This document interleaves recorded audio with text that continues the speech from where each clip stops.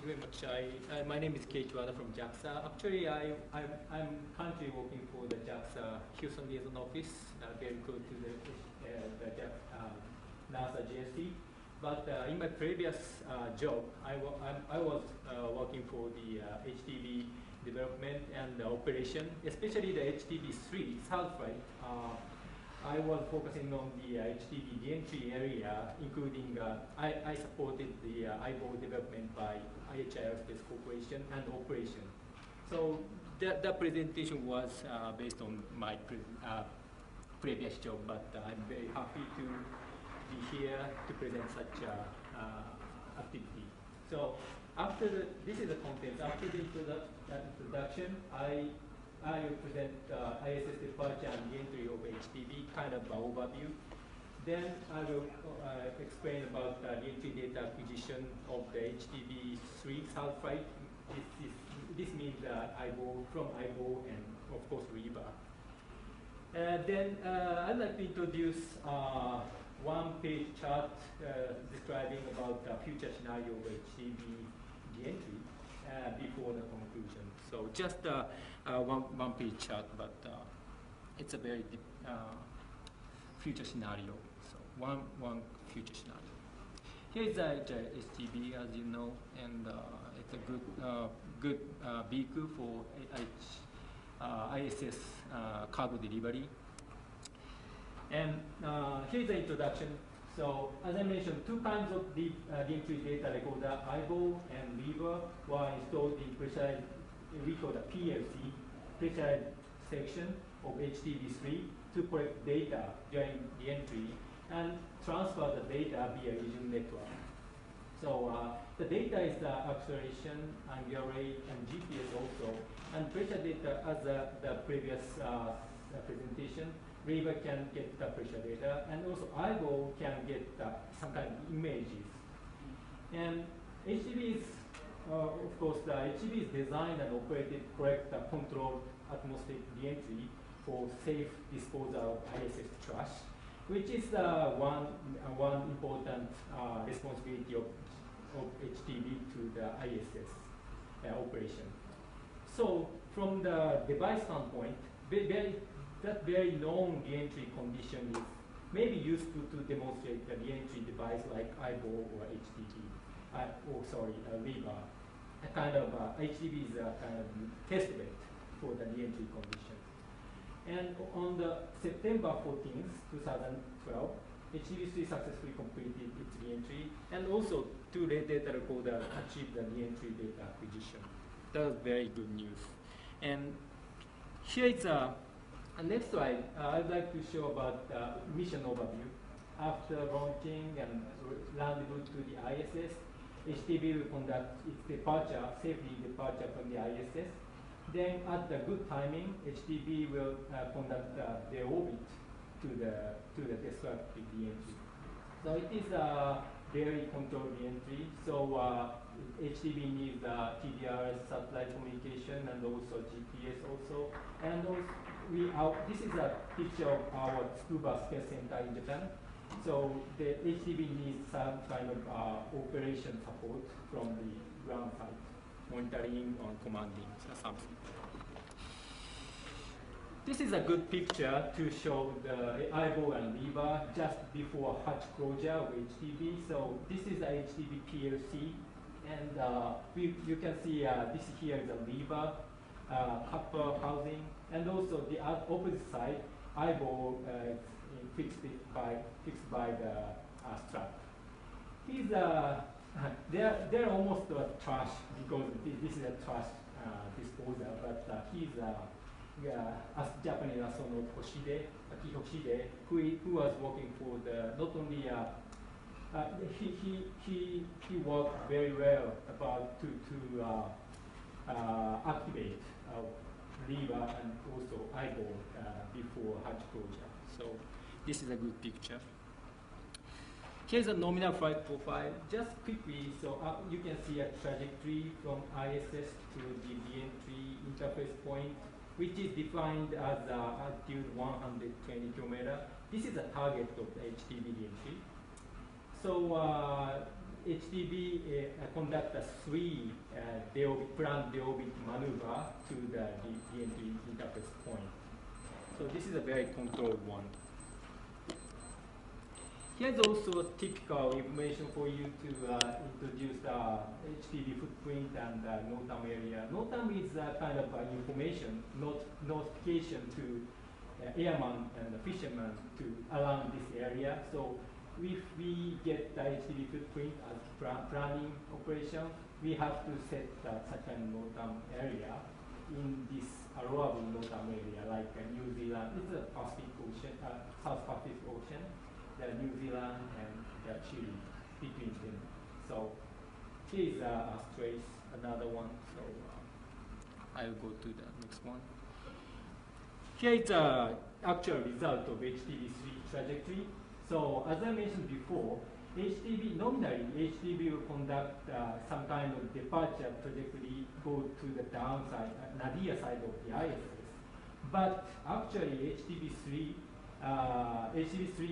conducting unexpected abort for like this abort trajectory. It is a positograde direction delta B. So it's very safe for the ISS, but this is the abort due to some friction force by SSRMS at the Canada. So this abort trajectory was very safe for ISS, but it's a little bit concerned about reentry, departure and reentry operation. But here is the alternate departure after the abort. This is blue line. Red line is the nominal departure prediction. But by the planning, recovery planning operation, so we can get the alternate plan as almost same as the nominal plan.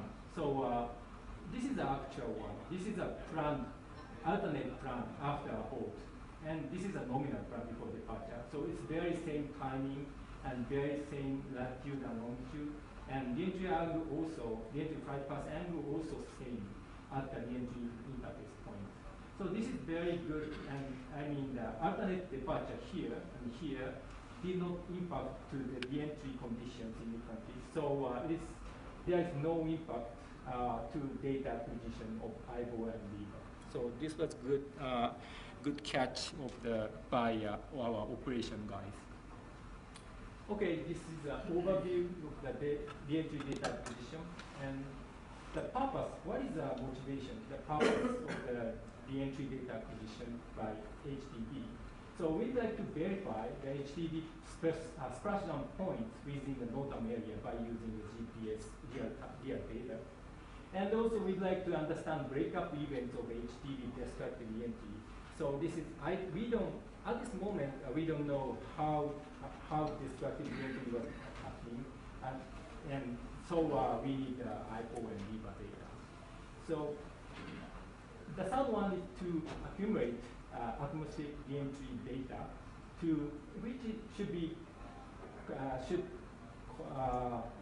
contribute some kind of future design activity for future reentry for Japan. So this is the third one. That's a quick summary of HTV3 results. IBO REBR was successfully obtained, the data successfully obtained. And the crew task is very good to activate the IBO and REBR. And also note that the image from by the IBO this is a very close distance picture, so they are very important, very good data to see directly how destructive reentry was happening. And also data evaluation was conducted, but a little bit ongoing, but its major breakup altitude is likely lower than expected as 78 kilometers. So but that is good finding for us. But we assume that we need more data in order to have an accurate estimation. So we are going to try another data by the subsequent HTV flight. Here is a major specification, and here is the REBR as a previous presentation. So IBO is a very similar concept of the REBR, but one difference is the data. IBO can get a still image, and REBR has a pressure data. One another different point is about the approach of the descending and splashdown. REBR is very simple, very good, because bi-stick flight and splashdown simply.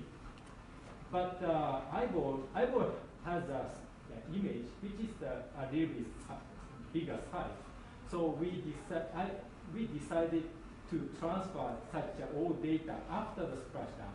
This is a very big challenge, but we decided to have a parachute mechanism and also a flotation path mechanism into the IBO. So a little bit bigger than REBR. IBO is bigger than REBR, so that's one reason. Okay, here is a reentry overview. So I'd like to quick information, but here is the altitude. Like we have a REBR, we have IBO data like there, and also we can get HTV telemetry. But of course, HTV did not design to get reentry data around this area, so we need IBO or REBR data. So after major breakup, IBO REBR start to solo flight each other, and the like the different trajectory dependent. It's up to the ballistic coefficient. So and IBO parachute deployed like here. So here is data talking about. I would like to talking about the initial breakup.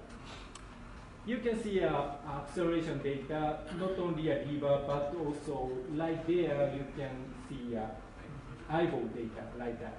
And also the top side, here is a picture by the IBO. And this is around the hatch, HTV hatch. And you can see some kind of secondary structure of HTV like this. And this is kind of a bulb or some electric cable or something of in the HTV PLC. But you can see, we can see this kind of acceleration peak like there. And then before and after this peak, the difference between these pictures, very bright and before this, comparing with this kind of this picture. So we assume that we conclude that by imaging information also, PLC hatch, HTV PLC hatch probably broken at this timing. And also IBO and REBR were still fixed on the HTV lags around this timing because each data is very similar one. So this is the result from this information. So here is the next one. This is a major breakup. You can see this is also the same acceleration, but you can see several axis, X, Y, Z. So here is a PLC hatch broken, as I mentioned in the previous page. Number one here is a little bit bigger peak again, number one. So data trend change before after this peak.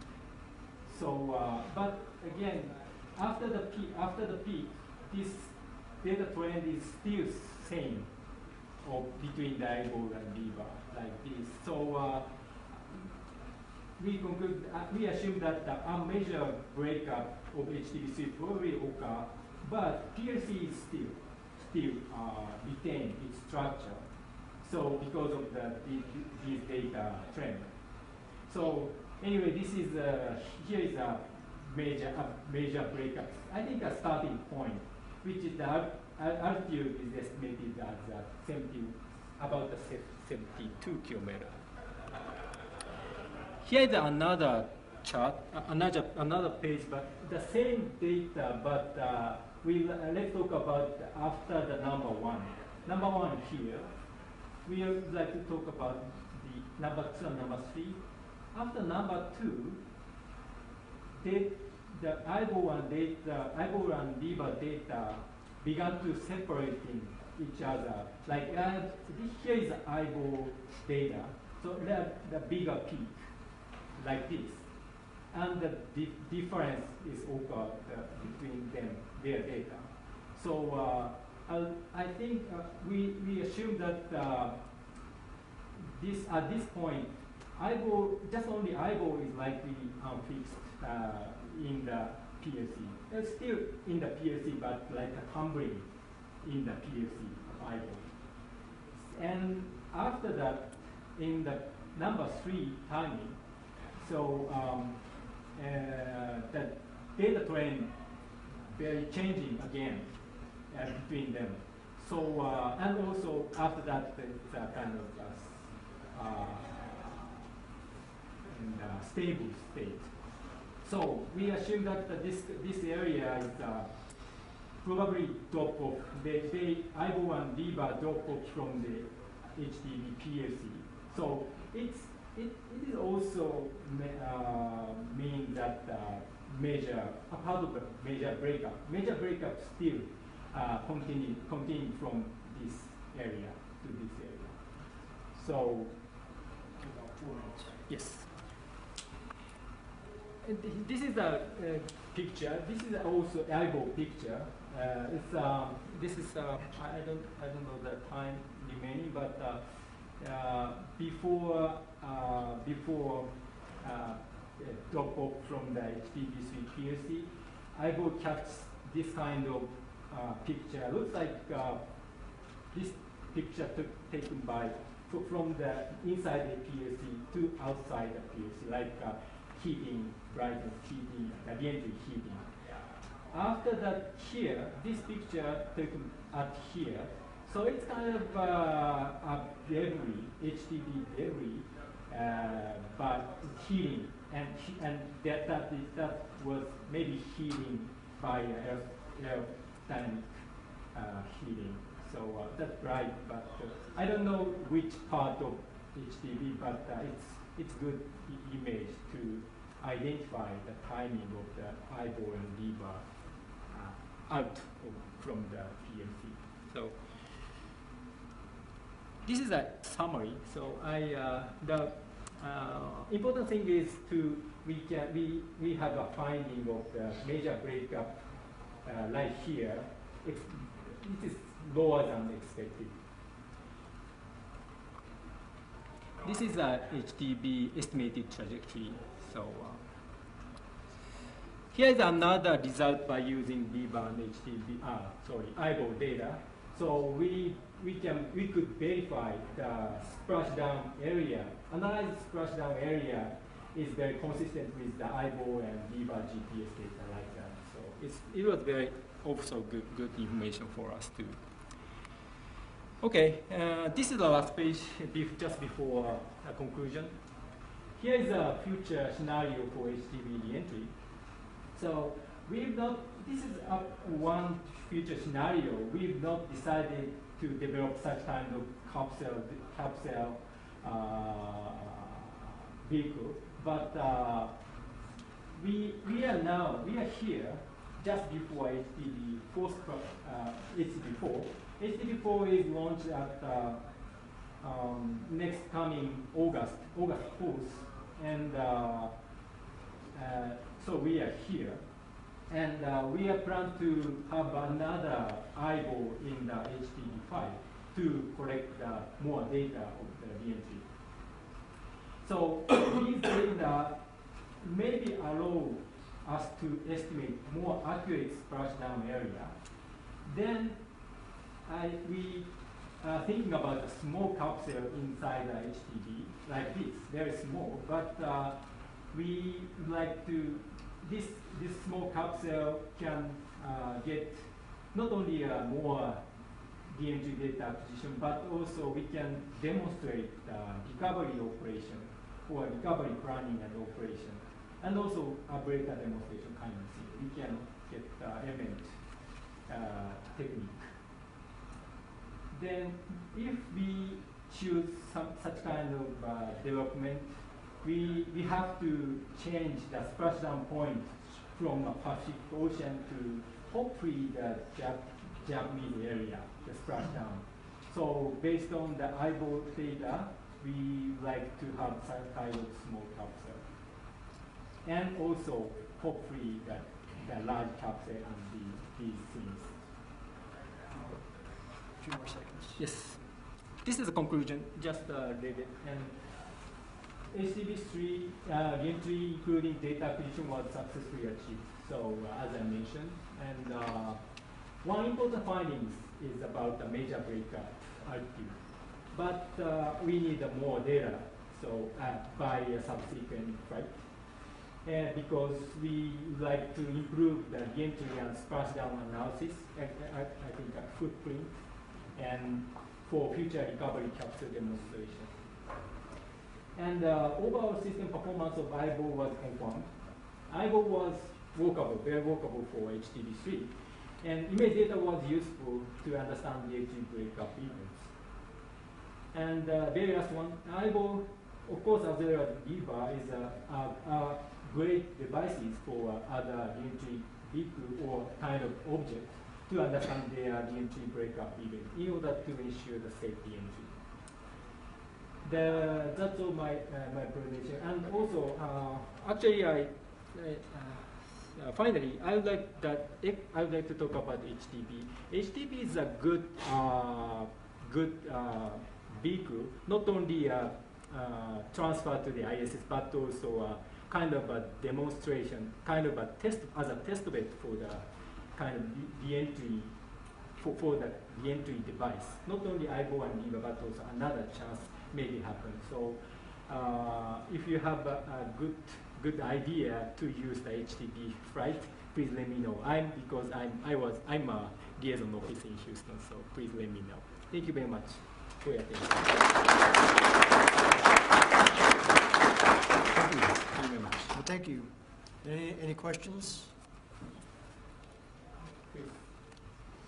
I'm curious about the breakup altitude and why there was a discrepancy in it, or it's just that's the way the data shows. But that would be a good thing because the lower altitude means you're constraining your impact zone. So I guess that's a good thing. It's not, so you're surprised because the estimate was it should have broken up higher?